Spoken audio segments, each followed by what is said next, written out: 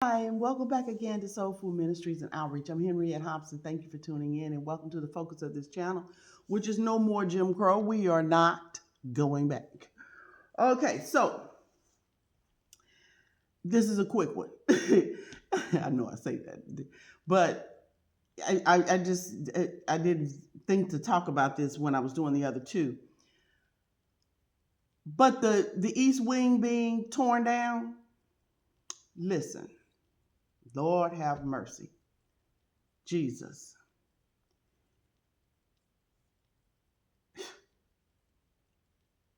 What would we need with a ballroom when he doesn't give events? When he does, they're at Mar-Largo and they're for fundraisers for him. When he invites people to come, people that will actually show up, he serves them hamburgers from McDonald's or other fast food places or whatever, pizza or something. There's not anything formal and full and classy that he does in the White House. The house belongs to the people. He lied and told people that he was going to, whatever, and then he just tore the whole thing down. He got some people to listen to him, not to check him, and let him go on and destroy and do a complete demolition on that whole entire building. He never truly finishes anything and maintains it and keeps it up or what have you. Claiming it's going to be yay big, bigger than what everything that is existing already there, because he thinks he's going to be here beyond his ending term. He has stolen all the money from all these programs that he has eliminated and had his evil little demon possessed cabinet folks that work for him, these little flunkies, and destroyed a whole entire. There's someone so beautifully put on Instagram, clips of the White House decorated for Christmas. The East Wing decorated, the long hall where you would have all the gone. All of that history gone. The good stuff. I just wanted to bring that up because he doesn't host any. There are no hosted state parties of formalities, that formal events that, like they do what he wants to be is a king, like in Wales and the Buckingham Palace and what have you. He doesn't know what that is. No one's going to even come, actually. Not any real royal people. Nobody wants to be bothered with this mess. He can get the other riffraff he calls in of MAGA. They'll show up, but he don't want them. That to him, they're riffraff. They are, he throwing paper towels. They will give their life for him, but they can't get him to invite them to come to the White House, sit down to a elegant 4 or 5 course meal. He don't want anything to do with them. But they live in this fantasy world that he cares. And he's the one that took away their food stamps. All of their grants and subsidies and things that they would get to run the farms, have the seed. Took away all their harvesters. Yeah, They voted for him. They're out in the streets calling black people and immigrants and of all races and what have you, different names, and starting fights and harassing people in their neighborhoods. Just being ugly, just doing evil, ugly things.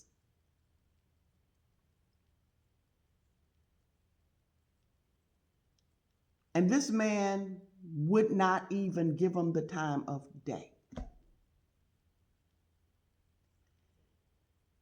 He's thinking, and he's living in a fantasy world. He's following the directions from Satan. He's been assigned to things, and he's acting them out. Destroy, destroy, destroy, destroy. Kill, steal, and destroy. Steal, steal, steal. Billions and billions. Giving money to other countries for his own gain. He's claiming that they needed this and what. No, that's not what it's about. But yet we can't get our government to open up and take care of the people of this country, even the people that voted for him. So don't think for one moment there's any hope in him to change or do right.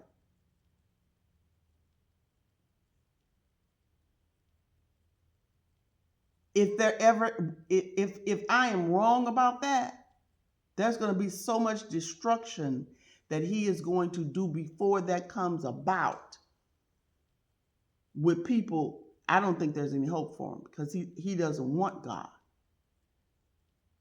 He's had opportunities all his life.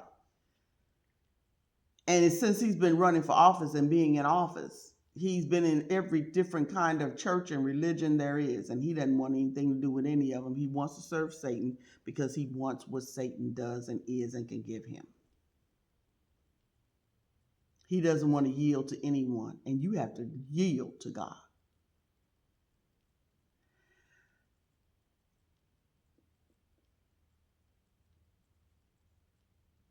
We must pray.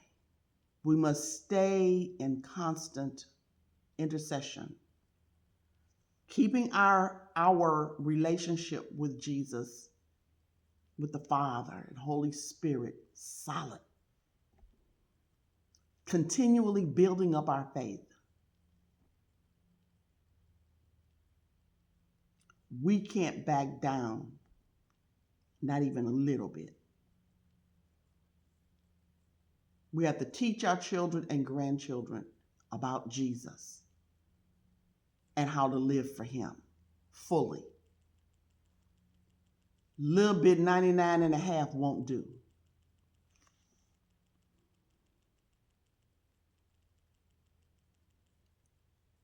That intercession is about worshiping Jesus, yielding to the Holy Spirit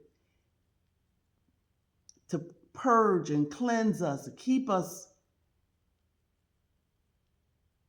sealed off from the enemy and opened up to the Father. Breakthrough for revival. There have been breakthroughs in the past of revivals that have changed around the world. The Azusa Street revival, I forget how many actual denominations were developed from people that attended those revivals, got saved, and started ministries. He anointed and sent out white men and women. Then a white woman stole the materials and all of the mail list and what have you, and stole everything that they had and ran off with it. And it was said that she was jealous because she didn't want him to marry this black woman that God told him to marry, and she wanted to marry him. And she claimed that nobody should be getting married. Jesus is coming soon, and we got work to do. So she's going to steal ancestral curse. Steal. She wasn't in it for the right thing. Went off and they said she started her own some kind of ministry or what have you. That didn't make her saved. She had every opportunity to be right, do right. But that racial hate, that selfishness, caused her to steal what God was doing through this man, helping others.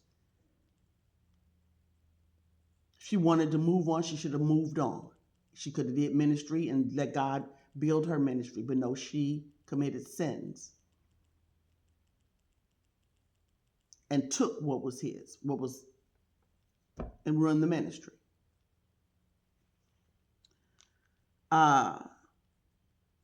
There's no excuse for that kind of behavior. There's no excuse for it. If you want to play church, stop playing church and go on out there in the world. You're not doing anything but harming people in the church. True believers. Making it difficult. Actually, you're making it difficult for yourself. That's just added on torment and torture in that lake of fire when you do get there. Whatever it is, wherever it is, you're adding fuel to your own torment. Satan doesn't care about you. You want to follow him, you're going to give up something. You're going to give up your family. See, he's trying to do what God is saying do, even though God is right there to bless your family and take care of things, your help. Excuse me. So he tells you you've got to sacrifice your children, your spouse, your parents, whatever. Satan can't do anything but harm. You can't go in there trying to get what he's got the way he gives it and think that you're not going to get all of the other damage. No, that's not going to happen that way. He's coming for all of it, all of you, everything he can. And when he gets tired of you, he's going to destroy you. That's what he does. Why do you think Donald Trump is sick? He's destroying him. One thing, evil destroys you. Hate, unforgiveness, all that stuff, it starts working on the inside of you and in your body and stuff. And then, when Satan gets tired of him, and he can't really use him anymore the way he wants to, he'll take him out. Like he does all of his agents. Because that's all he knows. So he's got him sick now, making him do everything that he wants done. And he's got to do it quickly. And in the meantime, allegedly, this is all education purposes and so forth and so on, his sons, they're drug addicts. He's a drug addict. His daughter's living a sinful life and lie. They're helping Netanyahu destroy people. Whole generation of people. Whole entire country, so he can go in and do the same foolishness that he did with all the other places that he has put his filthy mark on. Over in Scotland, ruining those people's lives. Las Vegas, building casinos, not paying people, and then bankrupting, and then they losing their wealth, their livelihood. And it's just on and on and on.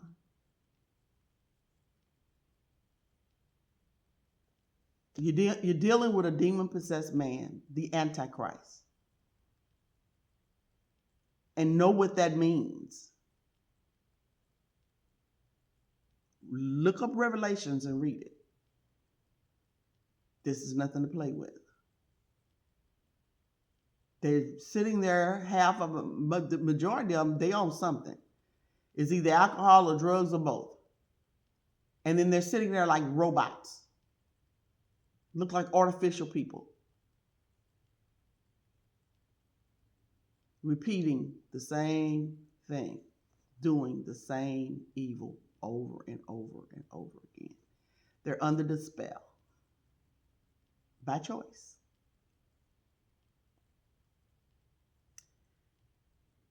What we have to do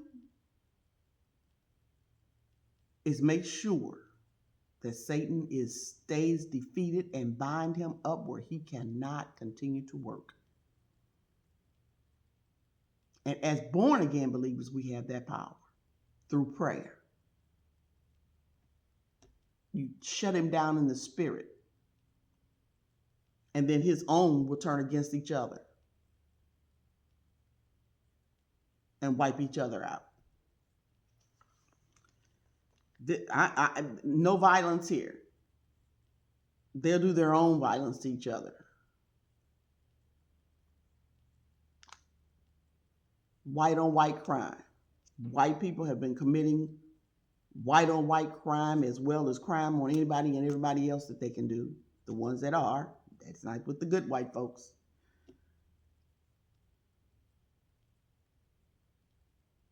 And they're still doing it. They just found somebody hanging from a bridge in Houston, Texas. We don't know if the person's white or black. But they have found black people hung on trees just within the last month or two.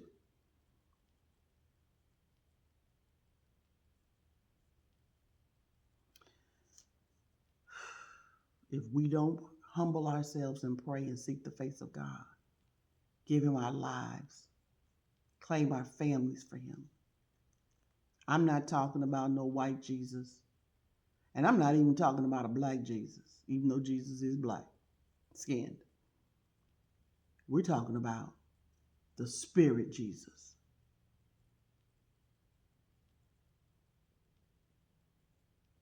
I say it over and over. I served a white God, right? White Jesus that I thought was white skinned when he was on the earth for decades. Didn't bother me none. I just wanted Jesus. And then when I found out that he wasn't, I'm going to serve Jesus. I don't care if he's green. I'm going to be in that number when the saints go marching in. I hope you're with me when I go, because nothing's going to stop me. I don't have anything for this world, and it doesn't have anything for me. Not in I'm not talking about regular, life or whatever. But I'm talking about it, no. I'm not yielding to that evil. I'm not going to do it. I don't want any part of it. I don't want any part of it. Jesus is my God. And I am doing what he came here to do. And for me to do as I am still here in the earth. I hope you come and give him your life as well. He's waiting for you. And he loves you. See you next time.